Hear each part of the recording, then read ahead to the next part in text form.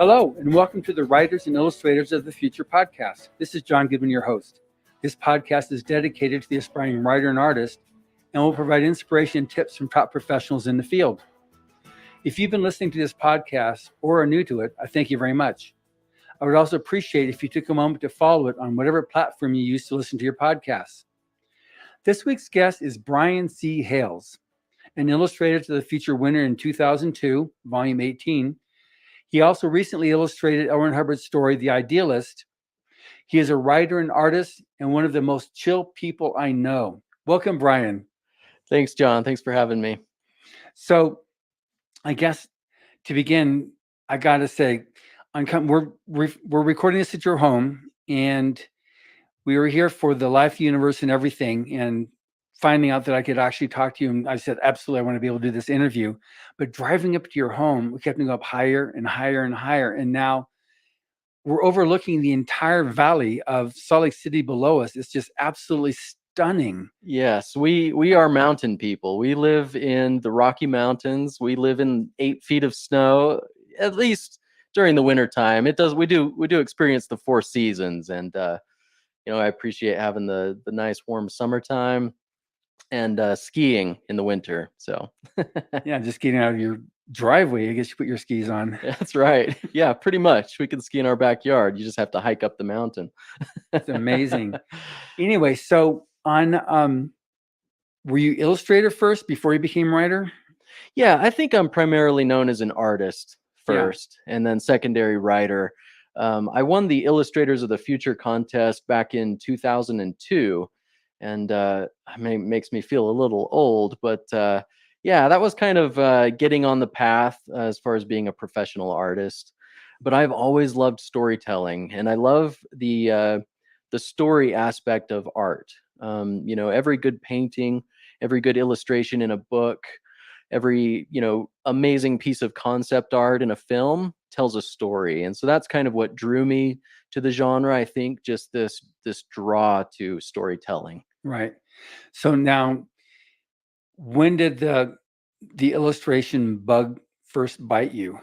Yeah, I think I knew I wanted to be an illustrator early on in elementary school. I have always had a pencil in hand. I've always loved to draw. I've always loved to paint. And I think as long as I can remember, I've just been sketching dragons and drawing maidens and fantastic beasts. And I don't know what it is about the fantastic, but sci-fi and fantasy are definitely my go-to genres. Although I do dabble in horror and westerns and other things. But what about apples and grapes in a dish? Yeah, that was always painful for me. That was always sort of a necessary evil, I guess, or an unnecessary evil. But yeah, going to all the art classes in school, I knew I was going to be an artist, and so I guess it helped. But I think I grew the most by just the endless hours of practice at home, studying anatomy books. And then also studying in college. I had an amazing art professor, Glenn Edwards, who was a big painter in the 70s, did some movie posters and a lot of Western scenes. But I think as far as my teachers in middle school and high school, they did okay. I didn't learn much, but I learned a lot from my university professor. I got it. So now, are you the guy that was in school and you had your textbook open, but you also then all the borders and the margins of the books had your doodles in it? Or yeah, I've never actually been much of a doodler, but I have always been writing and illustrating stories.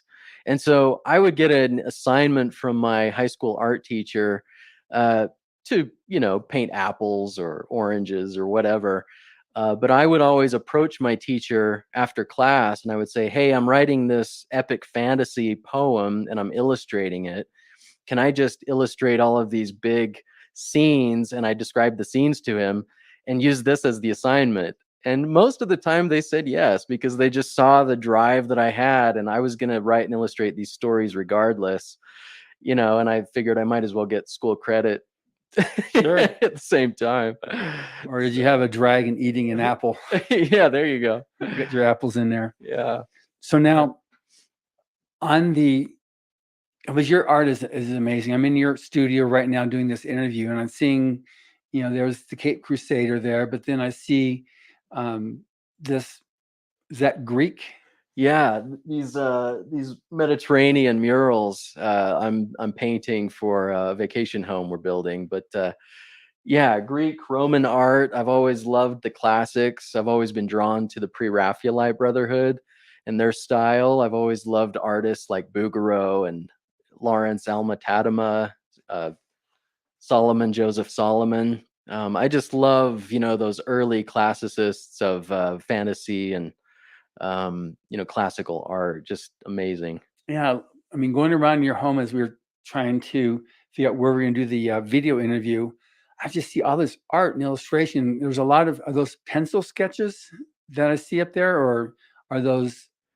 Yeah, I've got hundreds, probably thousands of drawings, original art, just filling notebooks in my closets, on the walls, everywhere, because I've done a lot of graphic novels, which is kind of long form comic books, right? Right. And some of those graphic novels I illustrated, like Devil's Triangle, Dragon's Gate, they took years. I spent 6 years illustrating Devil's Triangle, about the Bermuda Triangle, and each page, is highly detailed, and hundreds and hundreds of original drawings. And so I put a few of those on my wall, but I prefer to hang other artists on my wall, like the old masters, because I still have a thing or two to learn. And I think it's always good to surround yourself with those who are better, so you can have something to aspire to.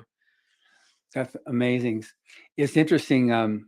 Don't lose your illustrations there, your sketches. Larry Elmore, similarly, who's one of our judges and just an amazing artist. I don't know if you. Yeah, I know Larry. Yeah. And he has all these sketches, and someone told him, because he was wanting to throw it all away, and said, "Don't. These can go for thousands of dollars." He says, "No, you're crazy. No way." So his friend told him, list it on eBay, and because I talked to him recently on the phone, and he was saying, one of my sketches, $9,000. Wow, yeah. Go figure. He was like totally shocked. He's making more money now just on these sketches that he did. Yeah, thank you, Dragonlance, right? Yes, and Dungeons and Dragons. Dungeons and Dragons, both. Yeah. So now, how was it that, so you said you were from a young child, you knew you were going to be an artist. Yeah. So, and story was king.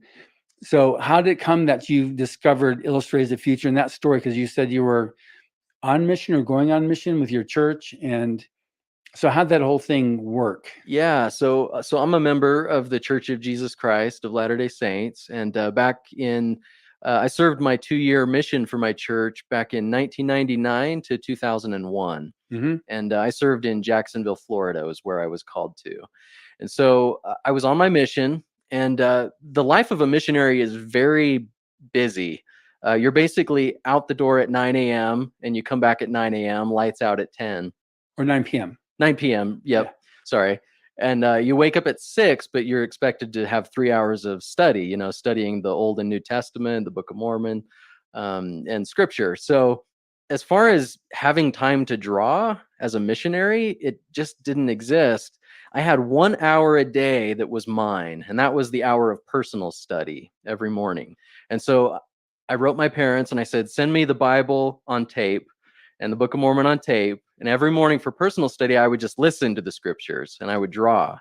And so I think I listened to the Bible and the Book of Mormon 12 times over the year. I almost memorized like half of the scriptures by just drawing while I listened. And a friend told me about the Illustrators of the Future contest while I was on my mission in Florida. And so during my personal study hours, I was sketching dragons and maidens and monsters. And so I sent those in and actually won the contest with those drawings. So it was an amazing experience because one of my idols at the time, Frank Frazetta, and he's still an idol, but he's since passed away. Yeah. He was one of the judges that year, back in 2002. And so he was one of the judges that picked my drawings as winning illustrations. So yeah, that was kind of the start of it. Just hearing from a friend, entering nonchalant. I didn't know much about it at the time, but I've since come to learn much more. And it's an amazing art contest for any aspiring artist. Yeah. So now that week you were here, when you were flown out to Los Angeles, and you had your workshop. So any highlights of that time period that you recall? Yeah, the great thing about the Illustrators of the Future contest is that it's kind of the Academy Awards for artists and writers.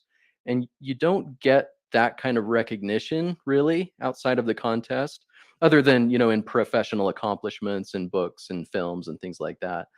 And so going out there for the week-long workshop was very educational, informational, and it also helped to learn about the industry and how to be realistic. And how much do you charge for your art? How do you work with art directors and editors, and how do you basically make a living as an artist, right? Because we all know the cliche, starving artist phrase, like, parents being upset that their kids choose art.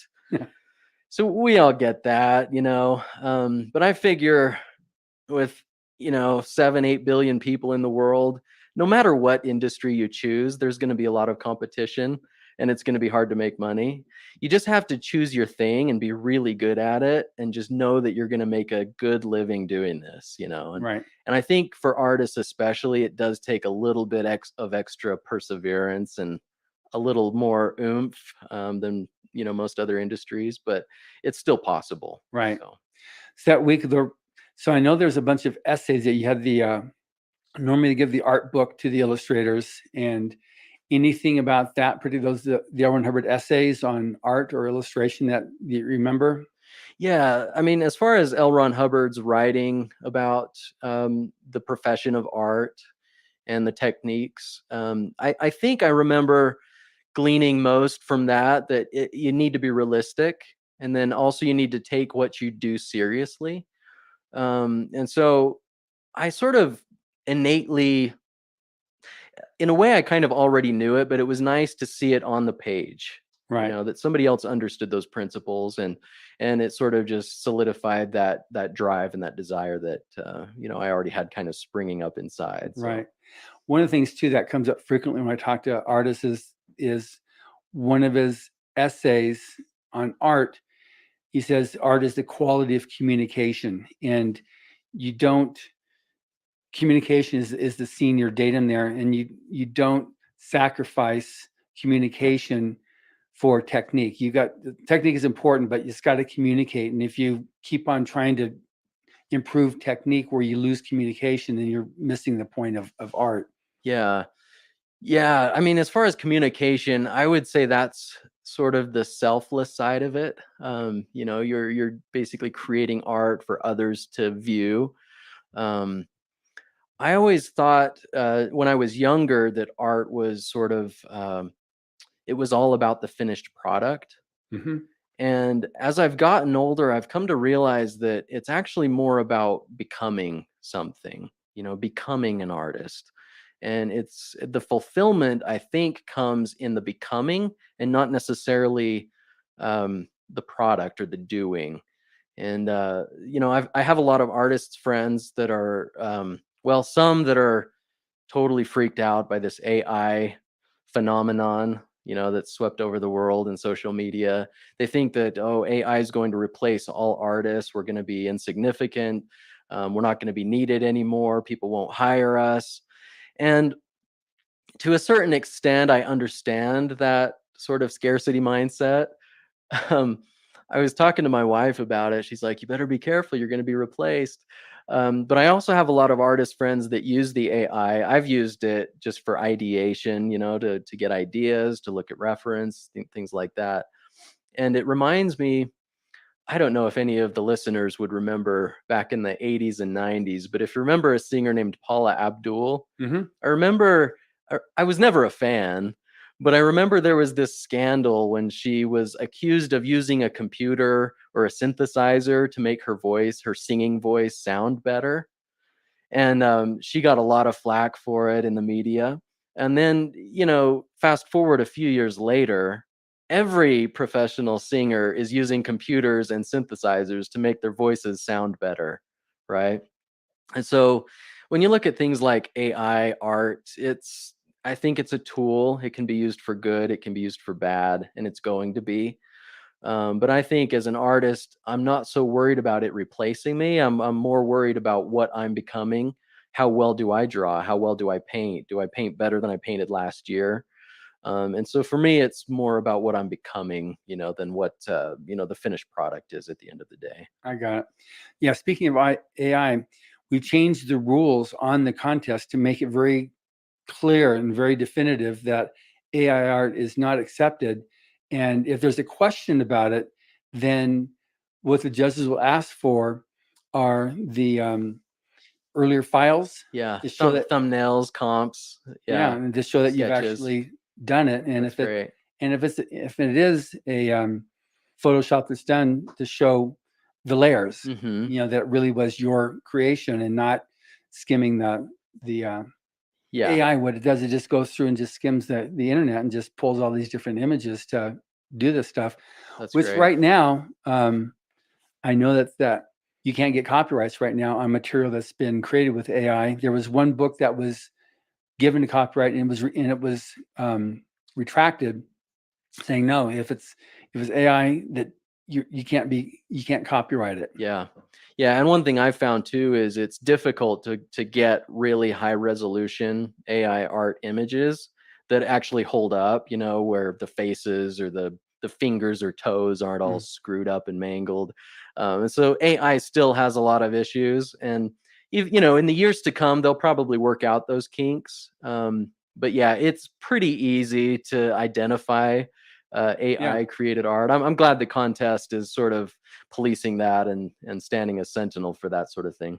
Yeah, I mean, with music concerned, you got computer generated music. It's like, I mean, we've had elevator music for a long time. Yeah. It didn't supplant creatives. The real, the real art. So you're going to have that stuff, and it's not going to go away. But you're always going to have the collector that wants the original painting. You're always going to have someone that wants to see a concert and not just listen to music on the radio. You're always going to have that person that wants to see the real thing. And there is a difference. Someone who has no ear, they can't tell the difference between quality of music. Same thing, someone who's got a good eye, they can see the difference between real art, versus something that's been artificially generated. Right. So, and the same thing with writing too. We've got that too, where AI generated storytelling is not accepted, and right now it's still pretty easy to tell the difference. Yeah. That's way easier to tell the difference between. I was shown a story and I was like, wow, okay, but it's this was written by a robot. Yeah. AI chatbot. Yep. Yeah. So that's the thing in that, but it's going to be, hopefully we did a preemptive strike on that, and it's just going to be, that's what it is. For illustrators, you're going to have to be prepared to show, the earlier layers, that it really was your creation. Yeah. And if it's a storyteller, our judges are pretty good at telling when a person is writing a story versus the perfect sentence structure, the perfect this, which has absolutely no personality to it. Yeah. Which is what AI is. Right. And I mean, people that are trying to pass AI as original art, it does come back to that, are you concerned with the accolades or, the finished product? Or are you concerned with becoming an artist or a writer? Yeah. There's no personal fulfillment, in shortcuts or cutting corners. So yeah, it really does come back to sort of a human level, right? Mm-hmm. Where I have yet to see a robot paint something like Bouguereau. Maybe that's coming down the pipeline, but it's not here yet, and it is pretty easy to see the difference between what's created from a human and what's not. So yeah, I'm not too worried about it. But for those who are, I think having more discussion about, so people can understand what the scene is with it and what's the reality. Because if you rely upon just what you read from Google and the various threads on chats and stuff like that, you can get all freaked out because that's Yeah. what social media will try to do. They'll try to Yeah. freak you out. But Sensationalism. Yeah, for sure. yeah, But I think it also you have to think about being a human. The great thing about it is your ability to be creative, and I think it's the creativity and the ideas are also a big part of it. I think if you want to stand out in the art world or even in writing books, I think ideas and creativity are sort of what still sets us apart from you know AI, robots, whatever. Hal. Yeah, exactly. So yeah, if you're an artist, you need to know your human anatomy, you need to know composition and texture and balance and all the principles of chiaroscuro and what to do. But then you also need to have good ideas. You need to be creative. And I think you need to live a life where you're experiencing things that give you those kind of creative ideas. Good. Yeah. So now, as an illustrator, and we were going over at the workshop. Anything before we finish off on that? So, anything else about the workshop week or the workshop or people that were there that helped you a lot? Yeah, it was a great experience to rub shoulders with other, artists just starting out, to hang out and have dinner with the other writer winners. And with the contest, you also get to illustrate some of the winning stories, and it's just a great experience. You get professionally paid for your work, and of course, there's the prize money, which is a bonus. And just being out in Hollywood and hanging out on Hollywood Boulevard, and just the whole experience was just very uplifting and motivating, and kind of inspiring for an artist just starting out, right? Right. Yeah. Okay. Now, okay.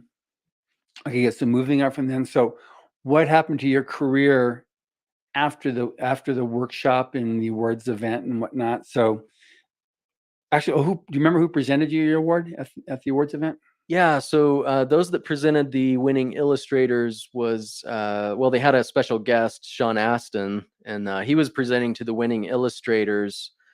I think he had just come off of The Two Towers, and The Return of the King had not been released yet.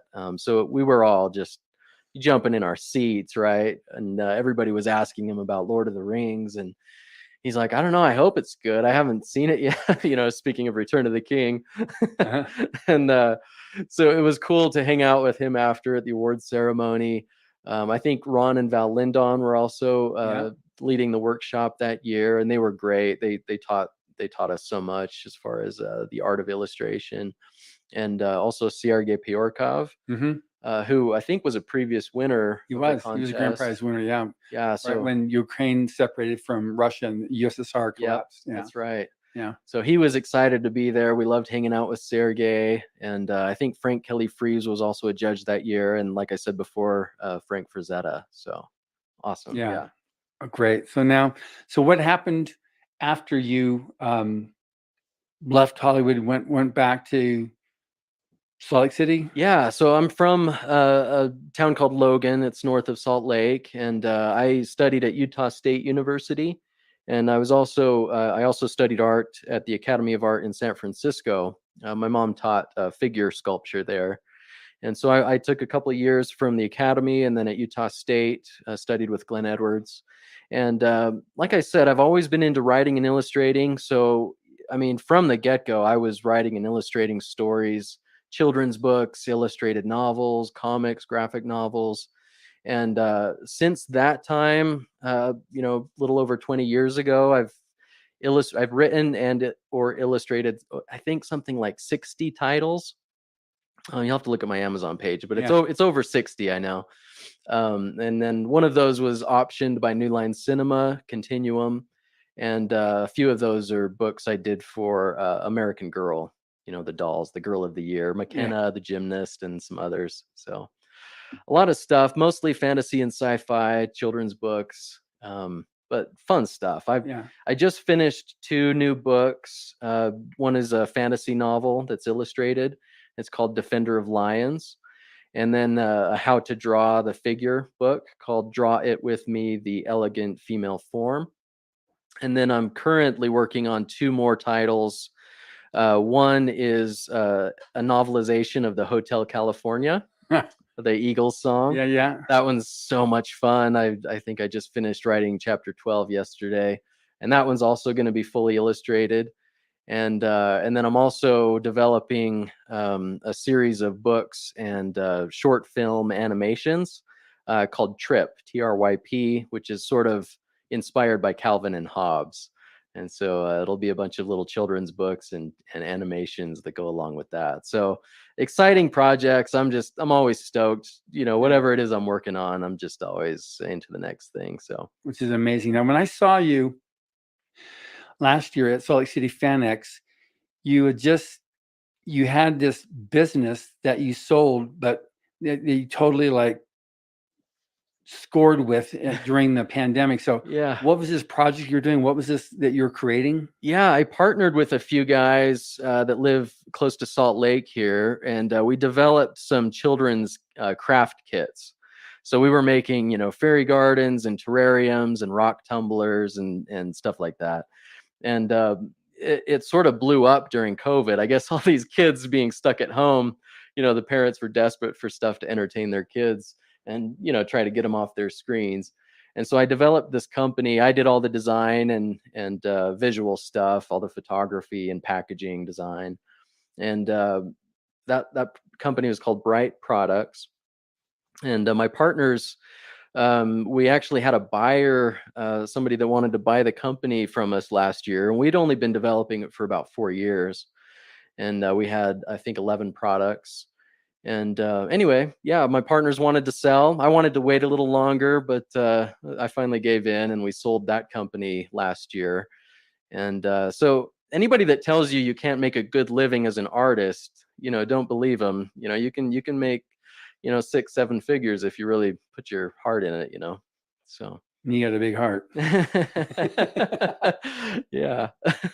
So, all right. So I've not asked you about this yet. So, because you keep on talking about your writer as well. So we talked about your art side of your life. Now let's go to the writing side. So when did that start? And if it's the same answer as illustration, that's fine. So when did that start, and when did that now start really blowing up and becoming like a key part of Brian C. Hales? Yeah, let's see. I mean, it wasn't that many years after I came back from winning the Illustrators of the Future contest that I sort of connected with some of the other winners of the contest, like Robert Defendi. Mm-hmm. And Bob invited me to their writers group pretty much right off the bat. I did some illustration work for him, and he sort of helped get my writing, past those uncomfortable first levels. Where you're just not good. I mean, any writer starting out, you got to learn the rules. You got to figure out, what you're actually doing. You got to learn the craft. And it's always painful for that first 6 months or so when you're learning how to actually write. And so I joined Bob's writers group. We had a bunch of published authors as part of that group. And that was, like I say, probably 16 years ago. Yeah. And I've been going faithfully to writers groups. That one kind of fizzled out. 2 more started up. I sort of have hopped around to 2 or 3 different writers groups, but I've been going faithfully to learn the craft of writing ever since. And I mean, I've since written, Blink, the illustrated spy thriller novel. Like I mentioned, Hotel California. Bob and I collaborated recently on a sci-fi novel called Avila, which is I can't wait to get that one out. Bane's looking at that one right now. Like I said, I mentioned Defender of Llyans and Hotel California. And yeah, it's just, as far as writing and storytelling, I love all aspects of it. Mm-hmm. And I sort of go through phases. I'll go through a drawing phase where all I want to do is draw for 4 months, but then I kind of get tired of it. And so then I'll paint for 4 months. And then I kind of get tired of painting. And so I'll write for 4 months. And I just kind of cycle around between those 3, and keeps things fresh and interesting. I don't get tired of what I'm doing, but then it all serves kind of the same pot, right? Where I'm just cranking out all these books and other things. So yeah, Well, it's fun. that's great in that. So now I just did an interview with Rick Bennett. Yeah. Rick Bennett. Yeah. Yeah. He's in my current writers group. So yeah. Yeah, he was talking about your Hotel California that you're in chapter 12 and Yeah. moving along. So now writers groups, the value of writers groups, and again, we're talking to aspiring writers and artists right now. So how does it help you being part of a writers group? Yeah, I mean, as far as learning the craft, it's invaluable to get other opinions, because sometimes you think your stuff is amazing, but then, the critiques can tear it apart and put it back together, and you realize you've still got some things to learn, things to change. Writers group, it's helped me not only overcome all the grammatical and spelling and all that kind of menial stuff, the line edits, but it also helps you to learn plotting, character development, the story structure. If you're doing a screenplay, you'll probably want to stick to Save the Cat, so because 95% of Hollywood films follow that sort of formula. The key is to follow the formula without making it seem like you're following the formula.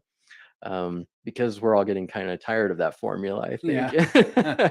But yeah, you learn all the different aspects of storytelling. What makes a good story, what makes a professional story versus the amateur or the uninteresting ones. The thing that kind of stands out to me is, I can pretty much read a few pages of a story and know immediately if they've put in their dues. Just things like passive voice versus active voice, and so you just learn all of the basics, but then you also learn all of the nuances of writing, and just passing that off of each other. And writers groups, it's not only good for your own personal work, but it also gives you the opportunity to kind of pay it forward, because sometimes you'll get people that join your writers group that are maybe a few levels down, like they haven't put in their dues yet. And so then you can sort of become the mentors and help others. And so it's not just all about you, it's about lifting and helping everyone around you at the same time. Right. So one of the things for Writers of the Future, it was obviously a contest created by Hubbard in 1983 to help aspiring writers. A lot of what he had done earlier in his career was to write essays that were published in writers' magazines in the 30s and 40s, which are still used in the Writers of the Future workshop. Are there any particular essays that you found of value to you as a writer?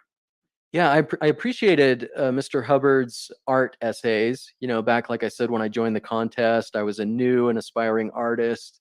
As I became more professional, I sort of moved on to the writing side of things. And of course, Hubbard is, I would say, more known for his writing side Sure. than for the art side. And one of his articles stood out to me. I don't remember if I read it first when I was out in Hollywood or if I read it later. I've since, helped out with the contest as a visiting guest lecturer and stuff. But he published an article about suspense. And I know David Farland, who was also a judge at Writers of the Future, did a few podcasts and things about suspense that also helped. And I think a lot of those were actually based on Hubbard's original writings. But yeah, just learning how to not just give everything away to your reader all at once, but to kind of build that tension slowly throughout the story. As the character experiences try-fail cycles and eventually gets there, but you got to build that suspense to Right. make it interesting, make the reader human want turn to the page. continue. Yeah. Exactly. Yeah, you need those cliffhangers and those act 2 twists and the MacGuffins and all the things, right? To Right. make a good story. So Good. Now, have you read any of Mr. Hubbard's stories? yeah, I've read a few of Hubbard's stories. I actually illustrated one called The Idealist a couple of years ago. What was it? It was for the it was one of the anniversaries, right? Just a few years back, called The Idealist, which was an awesome sci-fi actioner that takes What place on a about that? spaceship. Yeah. What about that? Did you like? Yeah, I love how he understood social dynamics of, fictional things like the social dynamics of a space crew in flight. the politics, how different sides actually have the goals, and like their goals make sense. You can understand the point of view of both sides of an argument. It's something like understanding the Republicans versus understanding the Democrats. I can see both sides and I can see where they're coming from. And then when they meet in the middle at that final battle, you can understand why both sides are in the battle. And so I appreciate his understanding of a lot of those kind of complex concepts. Yeah. In a lot of his stories, like Battlefield Earth's kind of same thing. Yeah. So. Now, you talked about active versus passive voice. That's one of the things he really had down is the active voice. And Yeah. You can't have a really good action story without active voice. Right. And there is a place for the be verbs, the wases and wers and is, but yeah, there's a certain place for them. I mean, they shouldn't be littering every page, So yeah, I appreciate that he was a true professional at his craft. Yeah. It was I've come up with like Hugh Howey. I don't know if you're familiar with him, as he wrote the most recent thing is Stand Across the Stand, which is being made into a TV series. Okay. But he's read that book like 7 times, and he says that's just, for him, it was like the best science fiction. For him, Brandon Sanderson said he really liked Battlefield Earth because it's, for him, learned action. How to write. Right. Really and a lot of a lot of Sanderson stuff deals with politics, Yeah. right? You can't get around that, and that's obviously in that work as well. Exactly. Yeah. Okay, so now with writing, what's your objective? You're in one of those rare positions now where you've got the ability to illustrate and to write. What's your end game that you've got going on here? Yeah, I've always been a little bit of a rogue, I think, a little bit of an independent. And so I've been building my own publishing company, Epic Edge Publishing. And I have published other authors, that I've collaborated with, or some one-offs that they just, approached me and their stuff was good enough. And I said, sure, I'll publish it through Epic Edge. But yeah, mostly so I have a problem, actually. And that problem is marketing. I do the Amazon keywords and I push stuff and I sell, hundreds of copies of my books each month. But I don't really pay a lot of attention to marketing. And it also makes it more difficult if you're a writer and illustrator, if you jump genres, which I do. Yeah. Steven Spielberg for the longest time was only known for his sci-fi stuff, Close Encounters, E.T.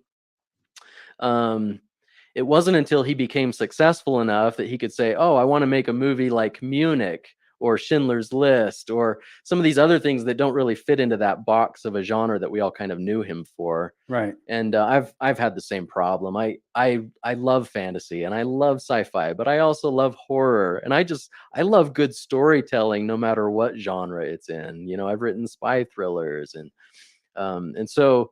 children's books, which is totally different than all of that, right?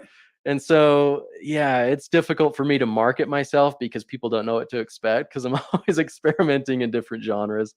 And so I would say if building a huge worldwide audience is kind of what you want to go for, then, be a Dean Koontz, be a Stephen King, let people know what to expect from you. If you can limit yourself to 1 or 2 genres.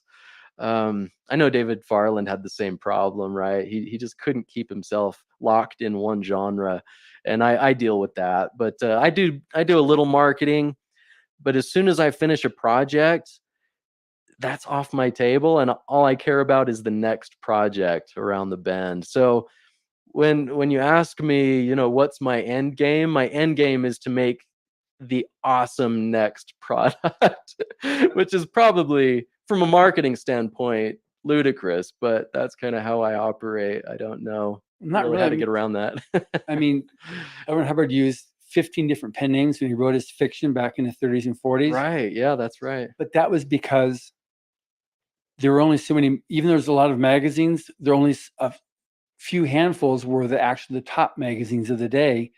And so there weren't enough publications for him to write for. So frequently you'll see in Top Notch, 5 Novels Monthly, 2 or 3 stories by Hubbard under different pen names in there. That's right. Yeah. So because he wrote he wrote Western mystery, adventure, science fiction, Right. fantasy, romance, and then in the adventure he did military fiction, he did air fiction, sea stories.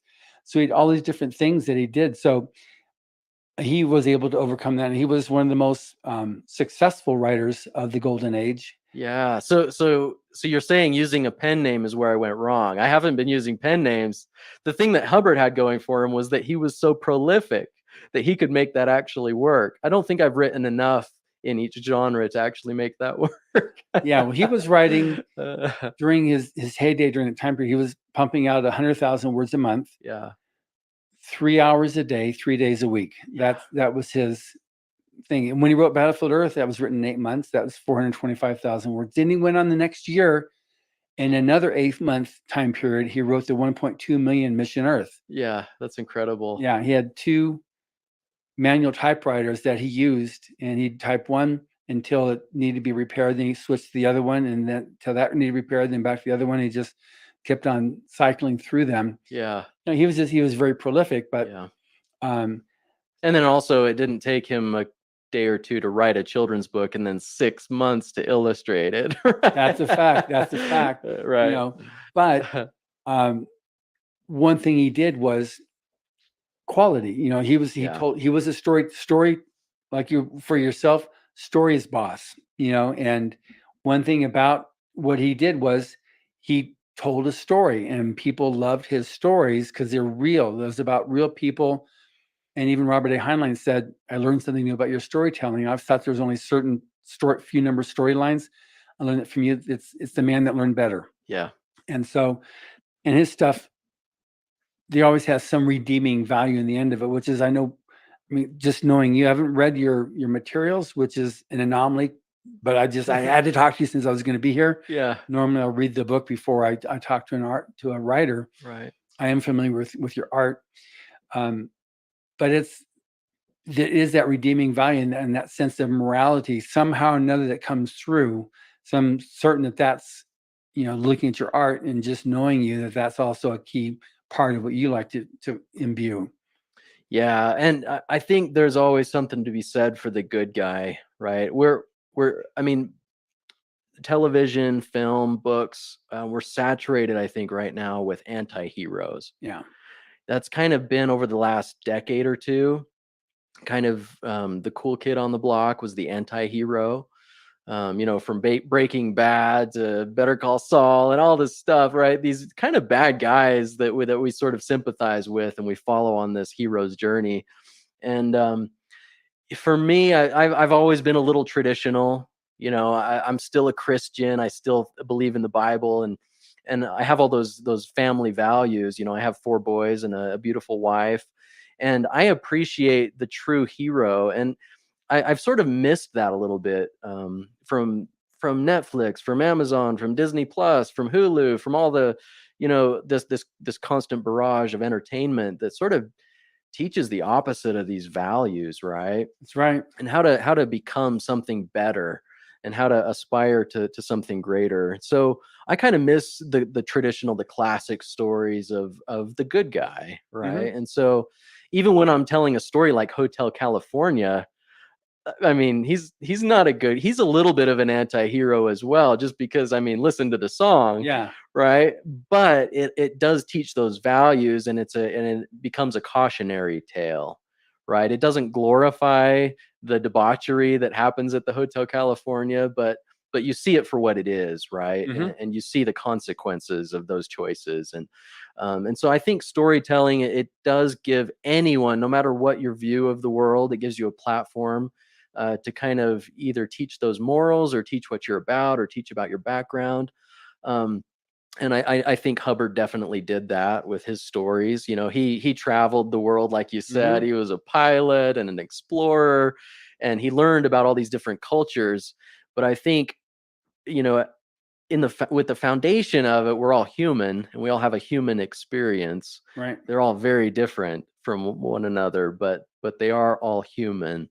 And so we, at least on that level, we can relate to all stories because, we all came from the same place. So I appreciate that about Hubbard's stories, and I appreciate that challenge in my own stories, is telling something that's not only interesting and entertaining, but it also teaches something deeper about, the human experience, whether it's a horror, a fantasy, or sci-fi.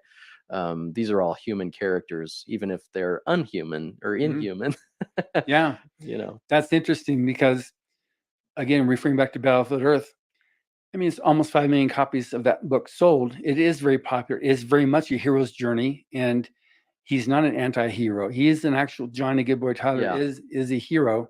And in an interview that Mr. Hubbard did following writing the book and upon its release with the Rocky Mountain News, he made it very clear that, without giving it away, it's the human spirit that will ultimately survive. And he said, even when you have these aliens that were like conquering the galaxies, the cyclos,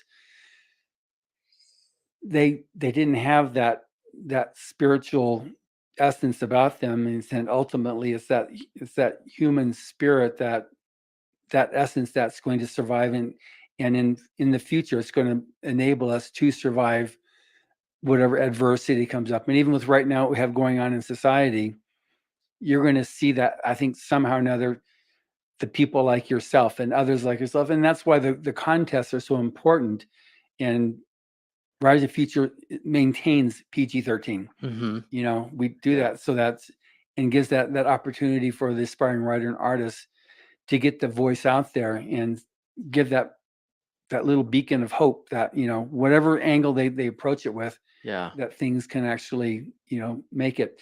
Now, I'm just curious, were there any points in your career, or are there any points where you were like, oh man, like I said with Brandon, he was looking at becoming a plumber at one point because until he won his honorable mention, where you're ready to throw in the towel and just, okay, I'm going to just get a 9 to 5 and just, at least I know I can have something. Yeah. Oh yeah. Yeah. Along the way, there were times, I thought, man, maybe I really can't do this because I want to be comfortable. I want to provide for my family. And I don't want to just get by. Right. I'm going to let you in on a little secret. Getting by sucks. You want to do better than get by, right? And so if you're an artist, like, that can be challenging because you're sort of, at the mercy of somebody to hire you, somebody to give you commission work. You're, at the mercy of an art director. You're competing with all these other amazing artists. So how do you actually make a living?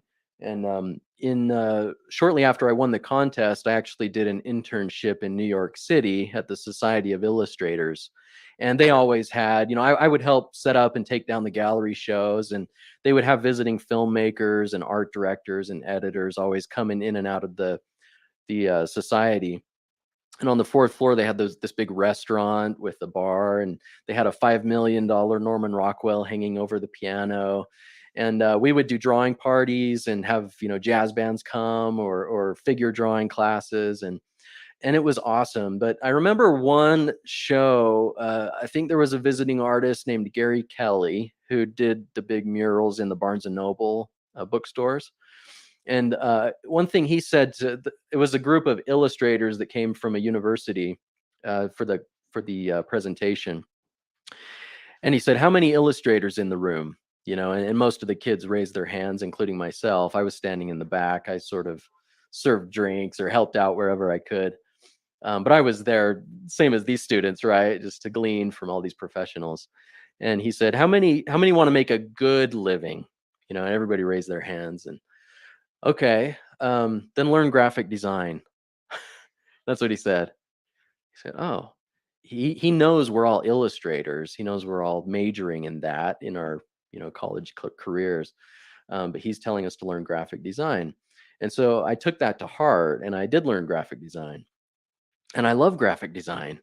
But when you're designing business cards and brochures or real estate websites or whatever, that skill is informing your illustration, and your illustration is informing the graphic design. And the truth is, graphic design is a very safe and stable occupation, because if you think about it, every company under the sun needs a good graphic designer. And so I learned graphic design. That's one of the things that helped me with Bright Products, make my first million, whatever. If I hadn't taken that to heart from an illustrator, a working professional illustrator that told us to learn graphic design. But what's cool, even though I worked for Coldwell Banker Commercial doing design, I always had books that I was writing and illustrating at the same time. And I was also getting illustration commissions at the same time. And I've learned to be so fast with the graphic design because that's easy. Throwing together a logo or a brochure, it literally takes me minutes Wow. to do. And I can make hundreds of dollars in those few minutes. And then that leaves me a good 7 hours of the day that's just wide open for me to draw, to paint, to write, and to develop these other intellectual properties that are my personal passion. And so, learning the graphic design has sort of made me free in a way to do whatever I want. So I feel really lucky that I kind of had that mentor just say that it was like a sentence, right? And it sort of changed my life because I've always been comfortable. I've always provided well for my family. And then I've also been able to write and illustrate whatever I want. So I would say if you're a serious artist and you want to, paint book covers, learn graphic design, because even the elements of design apply to doing a digital painting for a fantasy cover, because you have to know, how much space is the masthead going to take up? What are the dimensions of the spine? How much verbiage are we going to have to deal with here? Is it too busy? Do I need to eliminate some characters? Do I need to add some characters? What's going on with the story? The elements of design apply to all that stuff, Right. whether you're designing a real estate brochure or whether you're, illustrating a fantasy book cover. You got to know all those principles. And that kind of goes back to learning the fundamentals and doing your, putting in your dues, doing your due diligence. So I would highly suggest, if you're a serious artist and you want to make a living as an artist, learn design, because it informs, as well. So. Wow. That's really good. And now in terms of as a writer and an artist, so there is a niche of people that trying to do both of those. What's been the biggest? Yeah, and you got to be a little crazy. Yeah. So what's been the biggest barrier on that for you? Oh, yeah, I would say being taken seriously as a writer is difficult. It's one of the reasons I only learned a few years ago that if you've won the Illustrators of the Future contest, you can also enter the Writers Contest. And I didn't know that until a few years back when somebody actually did that, right? And Right. now you've had 2 or 3 do that. And so I started entering the Writers Contest with some of the short stories that I would read with my writers group. And I think I've won like 6 honorable mentions and 1 silver honorable mention in the last few years. And some of the other guys in my writers group, we published all of our winning short stories in an anthology. It's called Cresting the Sun. And so I learned, it does take a little bit to break out of that. When you're branded an artist, it's hard to get people to see you as a writer.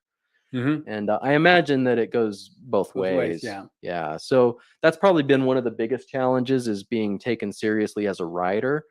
And in today's world, it's never been easier to be published, and it's never been harder to be read. And so if people don't take you seriously as a writer, if they think you're just an artist, then it's been difficult to get people to pick up and actually read my books. And so that's been a challenge, and I'm still working through that. But eventually, I think if enough people actually pick them up and give them a chance, despite my lack of marketing savvy. So like, what would be a book that somebody should learn to discover you on? Yeah, I would love it if more people picked up Defender of Llyans. It's got 5-star reviews on Amazon. and not very many people have picked that one up. I spent 6 years writing and illustrating that one because of its complexity and also just the sheer number of illustrations in that book.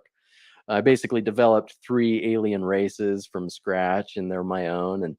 And so I would say Defender of Llyans. Defender of Llyans, yeah. And that one is for fantasy lovers. I would say if you're into Bond, Jason Bourne, The Dark Knight, pick up Blink.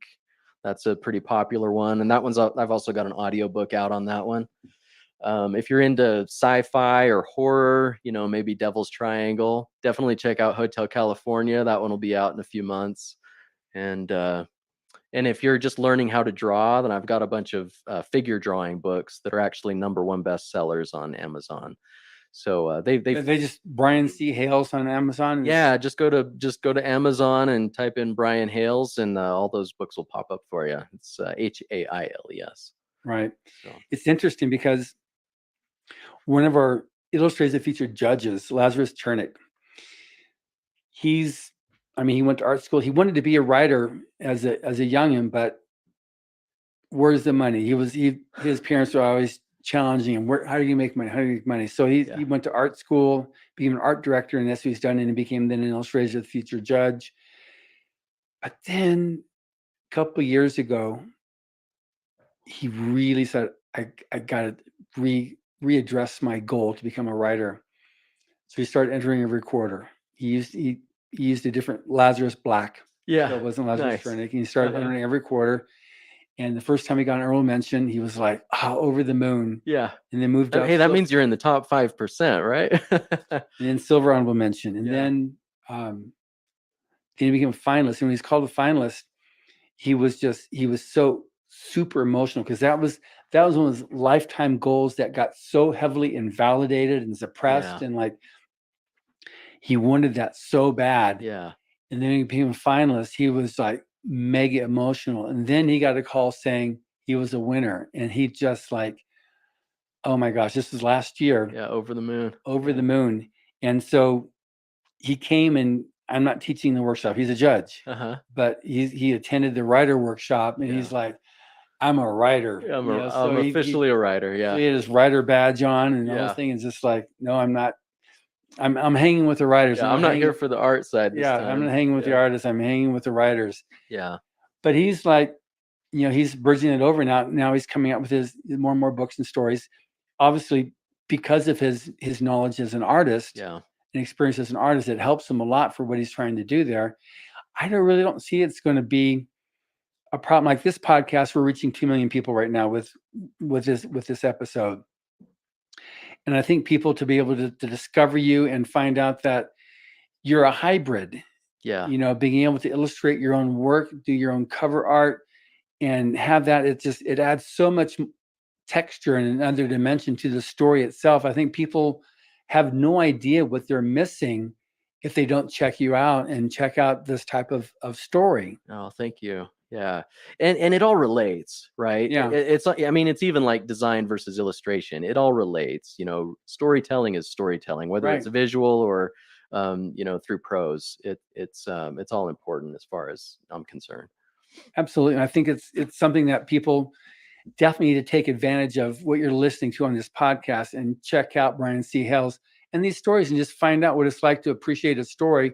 Some people really like audiobooks, because you get that dimension of the story plus the audio. But now, if you like reading a book, getting that illustration, that you're getting the artist concept of what he's saying there too, which is something you don't otherwise get. When you get an audiobook, you're listening to story, but you're listening to how someone else interprets that character.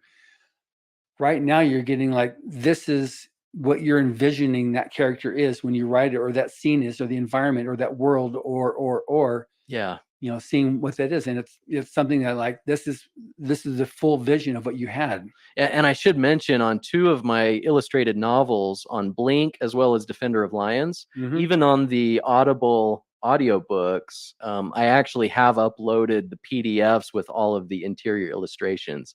And so you can still see all of the character designs. You can still see all of the full page splashes. Oh, that's So, cool. yeah. That's cool. Well, this has been amazing. We've gone through our hour, which I knew would go through really fast. And Thanks, John. I'm so happy I had this opportunity and you were able to open up your home for me to come in here and do this interview. Yeah, thanks so much. It's always great to have you guys. It's always a pleasure. So enter the contests and head out to Hollywood. Okay, good. And thank you for listening. Subscribe to the Writers of the Future podcast wherever you get your podcasts. We've also been syndicated on the United Public Radio Network, where you can find these podcasts as well. Writers of the Future series can be purchased wherever books are sold in the US, Canada, the UK, Australia, and South Africa, and available everywhere via Amazon.com. We are especially appreciative of our sponsor, Carnation, for supporting this podcast. Carnation has been making delicious milk products for over a century and is still going strong. Writers and Illustrators of the Future are contests created by Hubbard to provide a means for the aspiring writer and artist to be seen and acknowledged.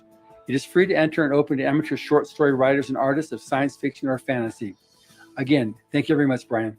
Thank you, John.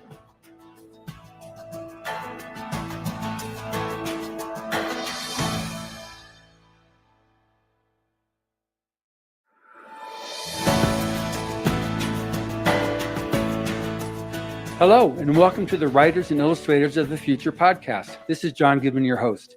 This podcast is dedicated